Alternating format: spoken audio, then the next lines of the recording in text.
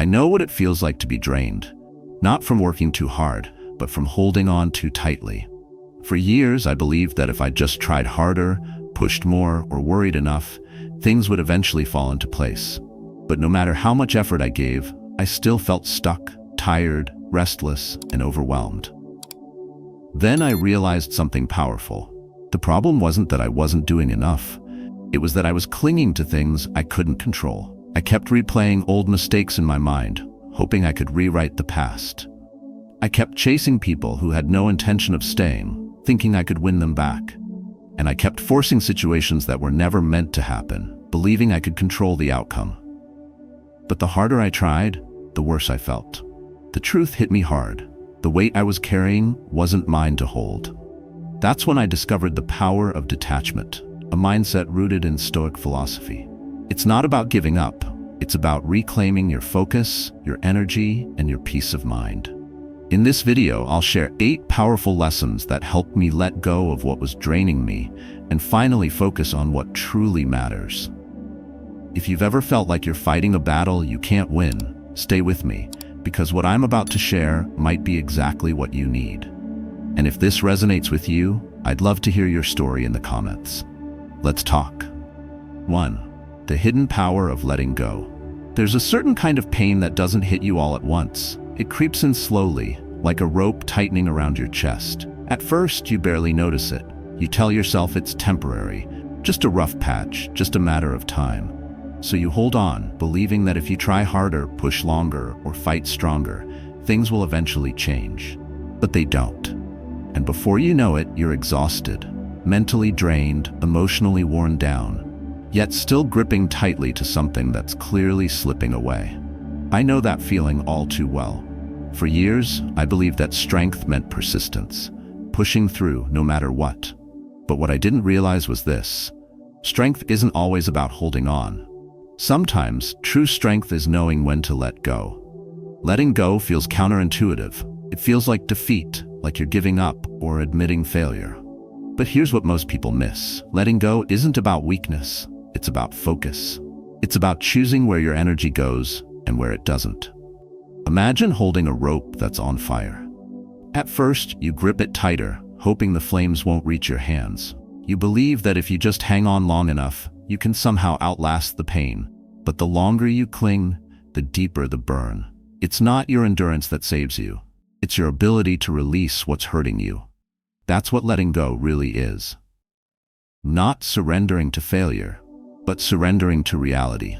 It's recognizing what's beyond your control and having the courage to stop wasting your energy on things you can't change. Stoic philosophy reinforces this idea. Epictetus taught that our power lies not in controlling events, but in controlling our response to them. When you accept what's out of your hands, you reclaim control over yourself. But this isn't easy. Our minds cling to what's familiar, even when it's painful. We hold on to past mistakes, broken relationships, or outdated dreams, not because they're good for us, but because they've become part of our identity. Letting go feels like losing a piece of ourselves. I once knew a man, let's call him Daniel. For years, Daniel ran a small business he had built from the ground up. It was his pride, his purpose, his proof that hard work pays off. But over time, things changed. His industry shifted, competitors gained ground, and no matter how much effort Daniel put in, the numbers kept falling. Month after month, he invested more. His savings, his energy, his peace of mind, desperately believing that if he just held on long enough, he could turn things around. But deep down, he knew the truth. The business wasn't failing because Daniel wasn't trying hard enough. It was failing because the world had moved on. Still, he couldn't let go. He told himself that walking away meant he had wasted years of hard work, that closing the doors would make him a failure. So he stayed, working longer hours, draining his resources and ignoring his family, all in the name of not giving up. Eventually, he lost more than just his business. His health deteriorated. His relationships crumbled. One evening, sitting alone in an empty office, Daniel realized something. The business had been dead for months. Yet, he had been fighting a battle he'd already lost.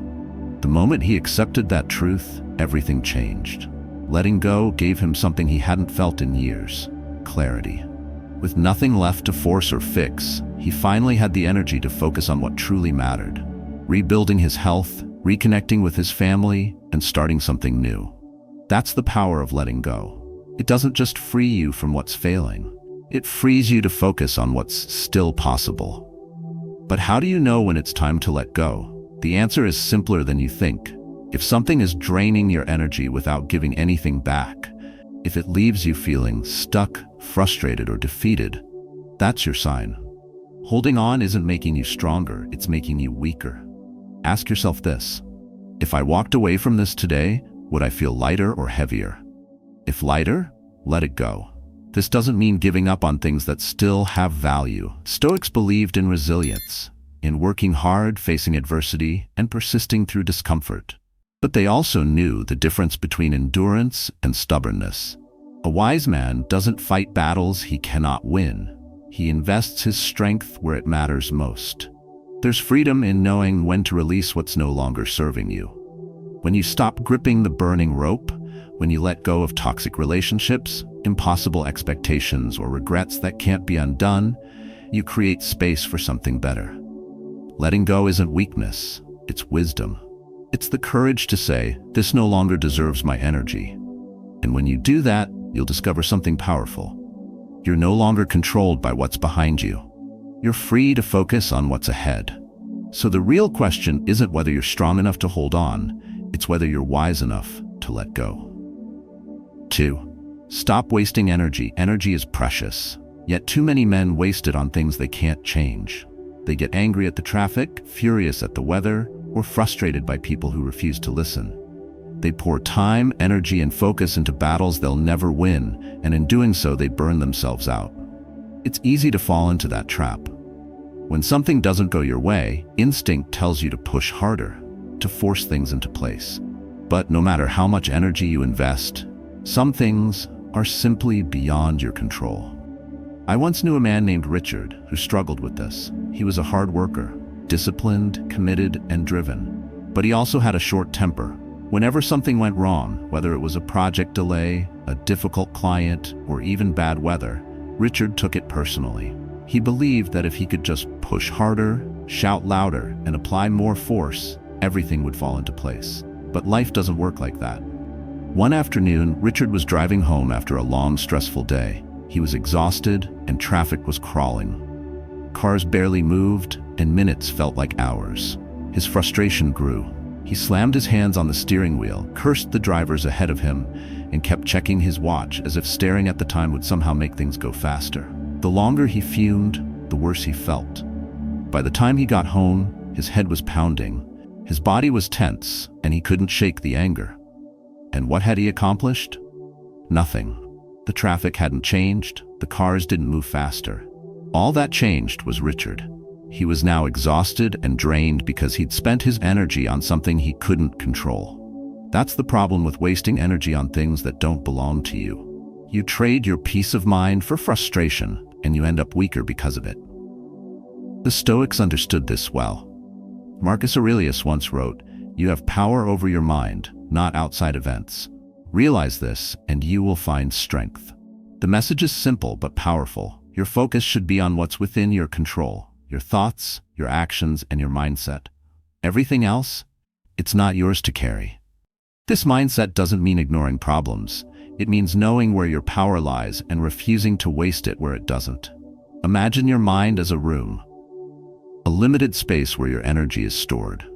Every time you obsess over what someone said, stress about things you can't change, or dwell on regrets you can't fix, you're filling that room with clutter. Before long, there's no space left for focus, clarity, or growth. The solution isn't to ignore the clutter. It's to remove what doesn't belong. When frustration builds, ask yourself a simple question: can I control this? If the answer is yes, take action. If the answer is no, let it go. A man stuck in traffic can either waste his energy in anger or accept the situation and focus on something productive. He can listen to an audiobook, reflect on his goals, or simply breathe and relax. The result, same traffic, but one man arrives home calm, the other arrives home drained. The difference isn't the situation, it's the mindset. The same applies to people. You can't control how others think, what they say, or how they behave. But you can control how much space you give them in your mind. I once had a friend who was constantly frustrated with his boss. No matter how hard he worked, his boss was never satisfied. Every comment felt like an attack. Every meeting left him anxious. He spent hours replaying conversations in his head, thinking of what he should have said or could have done differently. One day, he realized something powerful. No matter how hard he tried, he couldn't control his boss's attitude. But what he could control was how much power he allowed those words to have over him. Instead of arguing or dwelling on the criticism, he shifted his focus back to his own standards, his own values, his own efforts. That shift changed everything. His boss didn't stop being difficult, but my friend stopped letting it consume his thoughts. He left work feeling calmer, stronger, and more focused, all because he chose where to place his energy. That's the power of focusing only on what you can control. It's not passive, it's powerful. It's the choice to stop being a victim of circumstances and to take back ownership of your mind. So what's draining your energy right now? Is it someone's opinion, a situation you can't change, a regret you can't undo? Ask yourself, can I control this? If the answer is no, step back. Don't carry what isn't yours. Refuse to let your mind become a battlefield for things you can't influence.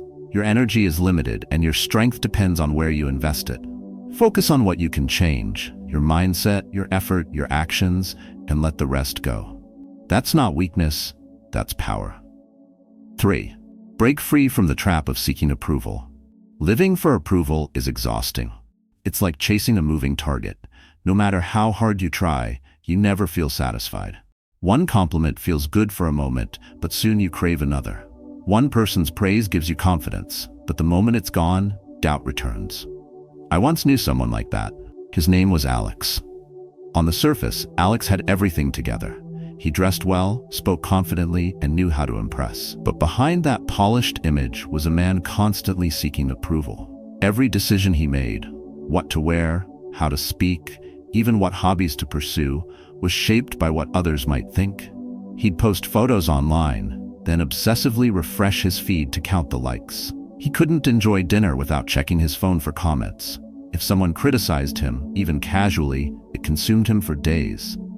Alex believed that if he could win enough approval, he'd finally feel secure. But the truth was, the more he chased validation, the emptier he felt. That's the trap. The more you rely on others to define your worth, the weaker you become.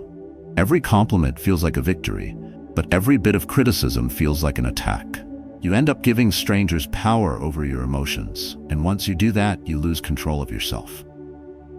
The Stoics warned against this. They believed that true strength comes from within, not from praise, not from recognition, but from knowing who you are and standing firm in that truth. Epictetus once said, "If you want to improve, be content to be thought foolish and stupid." That's not just advice, it's a challenge.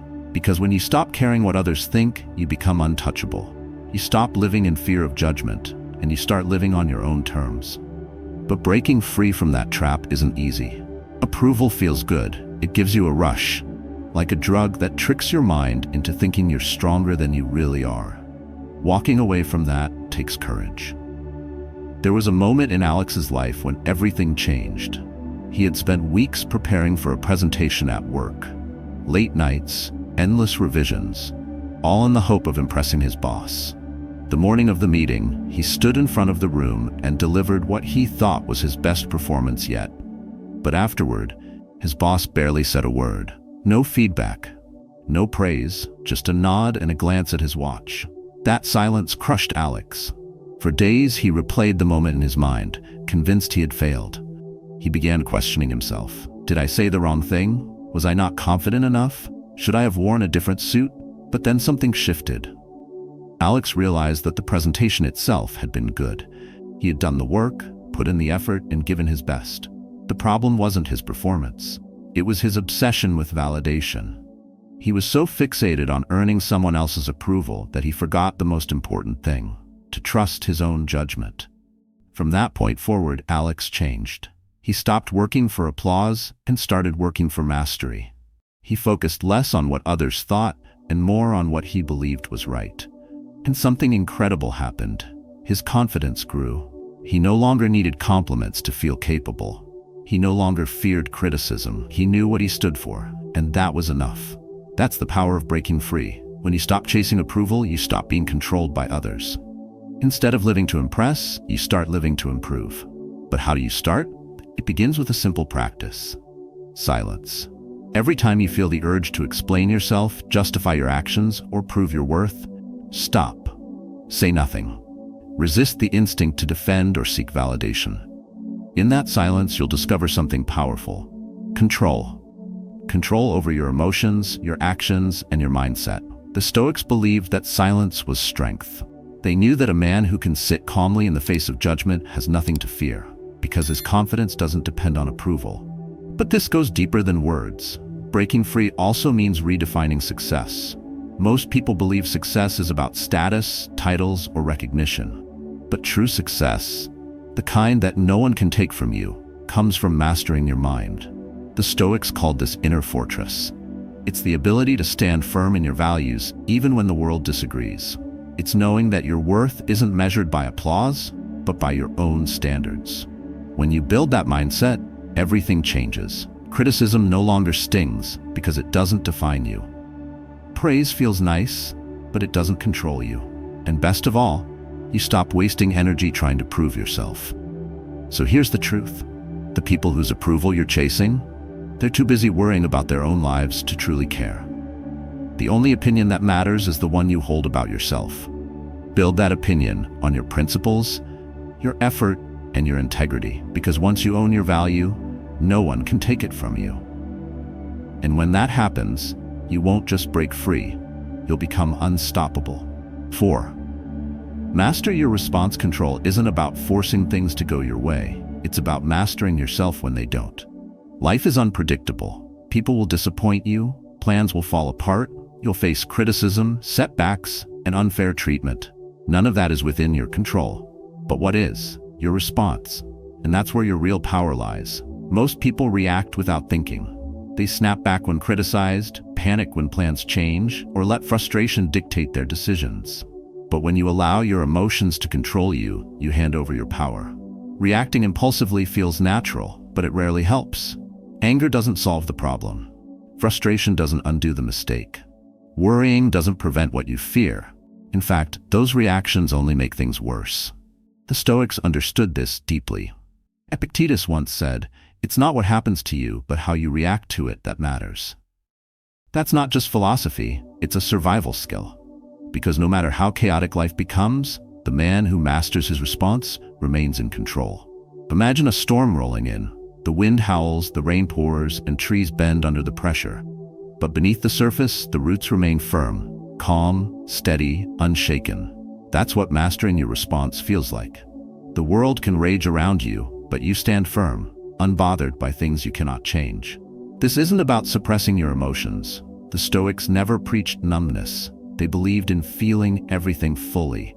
But they also believed that emotions are visitors, not masters. You can feel anger without acting on it. You can feel frustration without letting it consume you. That kind of control doesn't just happen, it's built, and it starts with awareness. The next time you feel anger rising or panic building, pause. Don't react, just notice. Notice the tension in your body, the racing thoughts in your mind, the urge to lash out or retreat. That pause, that single moment of stillness, is your opening. It's the space where control is built. The Stoics practiced this constantly. They trained themselves to pause before responding, to create distance between stimulus and reaction. Marcus Aurelius would remind himself daily, "You have power over your mind, not outside events. Realize this, and you will find strength." That's the key. Recognizing that no matter what happens, you still control your mind. You can choose patience over anger. You can choose calm over chaos. You can choose to respond with clarity instead of emotion. This doesn't mean ignoring your feelings, it means owning them. Instead of reacting blindly, ask yourself, what outcome do I want here? If someone insults you, what's your goal? Is it to prove them wrong or to keep your peace of mind? If plans fall apart, what's your focus? Is it to panic or to adapt with purpose? If life throws you a challenge, how will you meet it? With frustration or with focus? Mastering your response gives you that choice, and that choice gives you power. But this takes practice. Emotions are fast. They hit before you have time to think, which is why you must train your mind to slow down. Start small. The next time you're interrupted, pause. Before answering a rude comment, pause. When you feel impatience rising, pause. That moment, no matter how brief, interrupts the cycle. It gives you the space to think clearly and choose your response instead of reacting by instinct. Over time, that pause becomes instinctive. Instead of being pulled into arguments, you'll stay calm. Instead of letting bad news break you, you'll adapt. Instead of wasting energy on things you can't control, you'll focus on what you can. This is more than just emotional control. It's self-respect. Because a man who controls his response controls his life. He doesn't crumble under pressure. He doesn't waste energy on people who thrive on conflict. He doesn't let frustration dictate his decisions. Instead, he holds his ground, calm, steady, and unshaken. So the next time life tests you, when anger rises, when pressure builds, when things fall apart, stop. Pause. Ask yourself, what's my next move? That moment of control will change everything. Because in that moment, you'll remember where your real power lies, not in changing the world, but in mastering yourself. 5. Cut the dead weight. Not everything that's familiar is worth keeping. Some things and some people stay in your life far longer than they should. They no longer bring value, yet you cling to them out of habit, guilt, or fear. But the truth is, holding on to what drains you isn't just exhausting, it's dangerous. I once knew a man named David. For years, he ran a small business, a side project he started in his early 30s. In the beginning, it was full of promise. Sales were strong, and he felt proud of what he had built. But as time passed, things changed.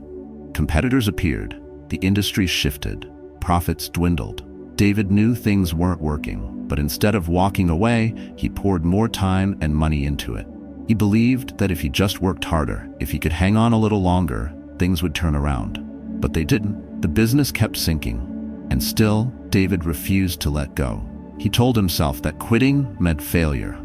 He convinced himself that walking away would make those years of hard work meaningless. So he kept going, draining his savings, sacrificing his evenings, and distancing himself from his family, all for something that no longer gave anything back. One day, David's wife confronted him. She told him he hadn't truly been present for months. His kids barely recognized him anymore. He was so focused on saving something that was already lost that he couldn't see what was slipping away right in front of him. It hit him hard, not just the failure of his business, but the weight of everything it had cost him. That night, he made a decision. He let go. He walked away from the business, not because he was weak, but because he realized he had been fighting a battle he couldn't win. And for the first time in years, he felt relief. That's what happens when you cut the dead weight. You don't just lose what was draining you, you regain your energy, your focus, and your peace of mind. The Stoics warned against attachment to what no longer serves you. They believe that clinging to what's broken only drags you deeper into frustration. Seneca once said, "He who is everywhere is nowhere." When you scatter your energy across things that no longer matter, you have nothing left for what truly does. But letting go isn't easy. Familiar struggles feel safe, even when they hurt. A draining friendship feels easier to maintain than ending it. An unhealthy routine feels comfortable, even when it keeps you stuck. That's why the first step isn't to force yourself to cut ties. It's to recognize what's weighing you down. Start by asking yourself a simple question. If I walked away from this today, would I feel lighter or heavier? That question cuts through the noise. It bypasses guilt, excuses, and fear, and it reveals what your mind already knows. If something drains you more than it fuels you, it's time to let go. This applies not only to projects, but to people as well. Some relationships build you up, others quietly wear you down. You know the kind, the friend who constantly doubts you, the colleague who drains your energy with endless negativity, or the person who only shows up when they need something. These relationships don't just waste your time, they weaken your mindset. Every moment spent defending yourself, proving your worth, or explaining your choices is energy stolen from what truly matters. The Stoics understood this well. Epictetus warned against giving too much attention to those who pull you away from your values. He believed that your time, focus, and energy should be treated as precious, because they are. Setting boundaries isn't selfish, it's necessary. It's not about shutting people out. It's about protecting your mental clarity. When someone drains you, distance yourself. When something no longer brings value, release it. When a situation demands endless effort without progress, walk away. This isn't about giving up. It's about letting go of what's no longer worth your energy so you can focus on what is. David didn't fail by closing his business. He succeeded by reclaiming his time, his focus, and his peace of mind. Once he cut that dead weight, he had the energy to build something better. That's the power of letting go. Not just freedom from what drains you, but the strength to invest in what strengthens you. So ask yourself, what's holding you back right now?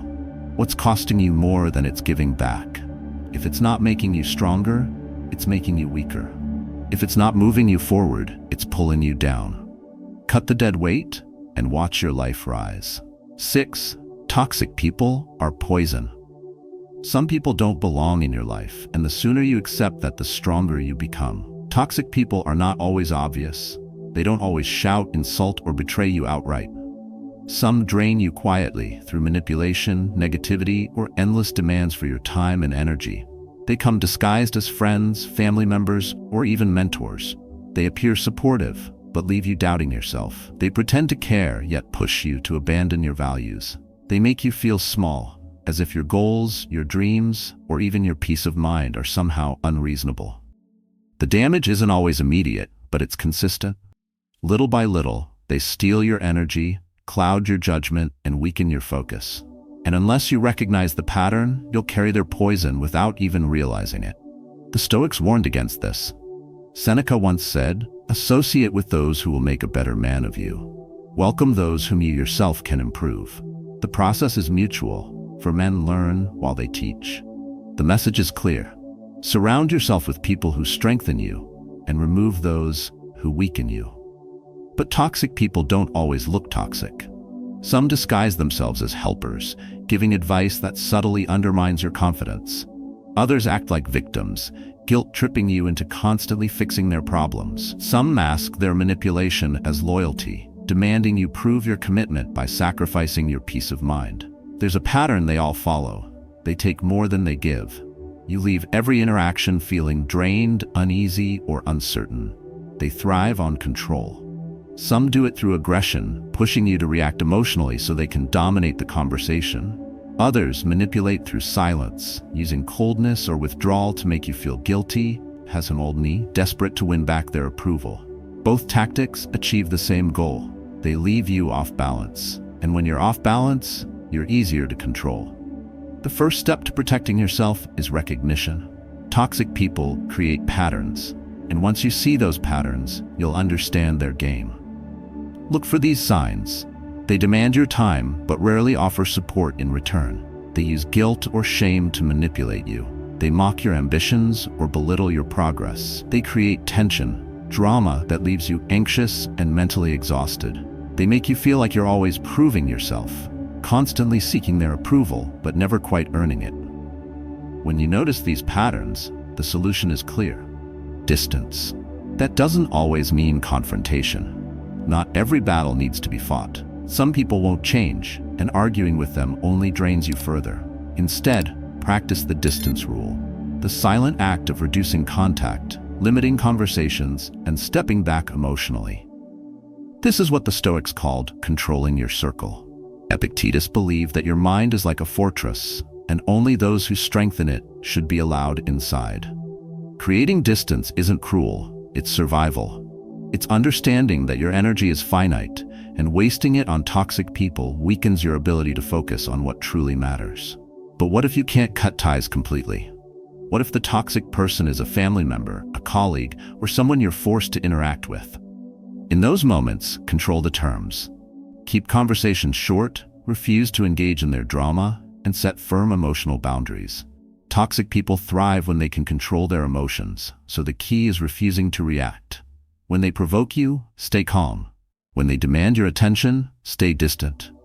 When they criticize you, stay unmoved. Marcus Aurelius described this mindset perfectly. You don't have to turn this into something. It doesn't have to upset you. That's the power toxic people will never understand. The strength to remain unaffected. Some will call you cold for walking away, others will say you've changed. But that's not weakness, it's wisdom. Because real strength isn't just knowing when to stand your ground, it's knowing when to walk away. Cut the dead weight. Distance yourself from those who drain your energy. Refuse to engage with those who thrive on conflict. Protect your peace, guard your focus, and never forget, the people you allow into your life will either sharpen you or destroy you. Choose wisely. 7. Detach from results. Most people fail, not because they didn't try hard enough, but because they were too attached to the outcome. They believed that success was something they could force, that if they pushed hard enough, stayed late enough, or worried long enough, things would go exactly as planned. But life doesn't work that way. The outcome is never fully in your control. You can prepare for months but still lose the deal. Train relentlessly but still fall short on race day. Give your all in a relationship but still watch it slip away. And when that happens, when your results don't match your effort, frustration takes over. You question yourself. You feel cheated. All that energy, all that sacrifice, and still things didn't go your way. But what if you could break free from that cycle? What if you could commit fully without being controlled by the outcome? That's what detachment is about. Work not giving up on results, but refusing to let those results define you. The Stoics believed this was the key to inner strength. Marcus Aurelius wrote, "You have power over your mind, not outside events. Realize this and you will find strength." His point was simple. Focus on what you can control, your effort, your preparation, your mindset, and let go of what you can't. It sounds easy, but most people struggle with this. They fixate on what they can't influence, the outcome, instead of focusing on what they can, the process. Imagine an archer preparing to shoot. He can practice his stance, steady his breathing, and aim with precision. But once the arrow leaves the bow, the result is out of his hands. The wind, the target's movement, even the smallest shift in his body can change the outcome. If that archer obsesses over hitting the bullseye, he'll lose focus. But if he focuses on perfecting his form, controlling his breath, and improving his aim, the results will take care of themselves. That's the mindset you must build. Process over outcome. The moment you detach from results, you become stronger. Anxiety fades because you're no longer controlled by things you can't predict. Pressure disappears because you're no longer chasing perfection. You're focused on progress. This mindset is especially powerful in high-pressure moments. Athletes who focus on winning often choke under stress. But those who focus on their technique stay calm because they know their job isn't to control the scoreboard, it's to master the game. Detachment also protects you from discouragement. Most people quit too early, not because they aren't capable, but because they expect instant results. They think that progress should happen fast, that if they're not seeing success right away, they're failing. But progress isn't linear. Results come in waves, sometimes fast, sometimes painfully slow. Detachment keeps you grounded through both. Instead of asking, "Am I winning yet?" ask, "Am I improving?" Instead of chasing quick wins, focus on building habits that last. A man who's committed to fitness doesn't obsess over the scale. He focuses on showing up to the gym every day. A leader who wants to inspire his team doesn't measure success by applause. He focuses on building trust, day by day, conversation by conversation. A man seeking peace of mind doesn't demand that his life becomes perfect. He focuses on mastering his own reactions, no matter what chaos surrounds him. When you embrace that mindset, you can face setbacks without breaking down. Failure doesn't crush you because you know it doesn't define you. You're not chasing outcomes, you're chasing mastery. And mastery isn't built overnight, it's built through repetition. If you want to detach from results, train yourself to ask better questions. Instead of thinking, "Did I win?" ask, "Did I give my best?" Instead of asking, "Was my effort worth it?" ask, "Did I show up fully?" Instead of dwelling on what didn't work, ask, "What can I do better next time?" Success isn't a finish line, it's a mindset. When you commit to the process, when you focus on what you can control, you create real power. Because when you stop obsessing over what's beyond your control, you unlock something far greater: the ability to face any challenge without losing yourself. That's what makes you unstoppable. Not perfect results, but unshakable focus. Control the effort, release the outcome. That's the path to lasting success. 8. Memento Mor, you're going to die. That thought makes most people uncomfortable, but it shouldn't. In fact, accepting it is one of the most powerful things you can do. The Stoics called this reminder Memento Mori. Remember that you must die. It wasn't meant to be depressing. It was designed to sharpen your focus. Because when you accept that your time is limited, you stop wasting it. Most people live as if they have forever. They put off conversations they need to have. They delay goals they claim to care about. They let petty grudges and meaningless distractions consume their days, as if tomorrow is guaranteed. But it's not. You don't know how much time you have, neither does anyone else. And the moment you realize that, really feel it, everything changes. Fear loses its grip. When you embrace your own mortality, you stop playing it safe. The hesitation that once held you back, the fear of failure, judgment, or rejection, suddenly seems trivial. Because when you remember that you have nothing to lose except time, you start making bolder choices. You start speaking your mind instead of worrying about what others think. You pursue goals that actually matter instead of following empty routines. You spend more time with people who lift you up and less time with those who drain you. That's what Memento Mori does. It forces you to confront what truly matters. The Stoics believed that death wasn't something to fear. It was a teacher, a guide that strips away everything trivial and reveals what's essential. Marcus Aurelius reflected on this constantly. As Emperor of Rome, he held immense power, yet he reminded himself daily that death would come for him as it comes for everyone. That awareness kept him grounded. It helped him avoid arrogance, pettiness, and greed, because he knew that none of those things would matter in the end. Seneca put it even more directly, "You are afraid of dying. But come now, how is this life of yours anything but death?" He wasn't trying to frighten. He was trying to wake people up. Because too many men exist without truly living. They postpone joy. They hesitate to take risks. They spend years climbing ladders that lead nowhere, and only realize it when it's too late. But when you live with Memento Mori in mind, you stop putting life on hold. You start asking better questions. If I only had 6 months left, would this still matter? If today was my last day, would I be proud of how I spent it? Those questions cut through excuses. They force you to stop procrastinating, stop playing small, and start showing up fully. Memento Mori also builds resilience. When you know your time is limited, you stop letting small things ruin your day. Petty arguments, unfair criticism, even unexpected setbacks, they all lose their power. Because in the grand scheme of life, they're nothing. The Stoics understood this well. They knew that no amount of anger, regret, or frustration would change what's already happened, and no amount of worry would control what's to come. What you have is right now, and when you grasp that, you start living with purpose. So how do you apply this in your life? Start by creating space for reflection. Every morning, remind yourself that today isn't guaranteed. It's not a routine. It's a reminder that the day ahead is yours to use or waste. Next, identify what's wasting your time. If you're caught in toxic relationships, empty pursuits, or endless distractions, ask yourself, if I knew I had 1 year left, would this still deserve my energy? If not, let it go. And most importantly, act. Don't just reflect on your mortality, use it. If there's a conversation you've been avoiding, have it.